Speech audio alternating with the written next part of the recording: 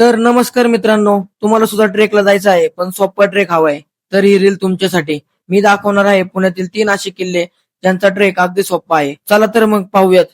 किल्ले तिकोना पुण्यापासून साधारण 60 किलोमीटर अंतरावर असणारा हा किल्ला. किल्ल्याच्या त्रिकोणी आकारामुळे याला तिकोना असे नाव पडले. साधारण 30 ते 40 मिनिट मध्ये तुम्ही गडावर पोहोचताल. बाले किल्ल्याच्या खालील भागात तुम्हाला श्री तुळजाई देवीचे मंदिर पाहायला मिळेल. गड माथ्यावर त्र्यंबकेश्वर महादेवाचे मंदिर आहे. किल्ले तुंग पुण्यापासून सुमारे 70 ते 80 किलोमीटर अंतरावर असणारा हा किल्ला. 40 ते 60 मिनिटच्या ट्रेक नंतर तुम्ही गड माथ्यावर पोहोचताल. वरती गेल्यावर उजवीकडे गणेशाचे मंदिर आहे. मंदिराच्या मागील बाजूस पाण्याचे खंदक आहे. गडाच्या बाले किल्ल्यावर तुंगी देवीचे मंदिर आहे. किल्ले मल्हारगड पुण्यापासून मल्हारगड सुमारे 35 किलोमीटर अंतरावर आहे.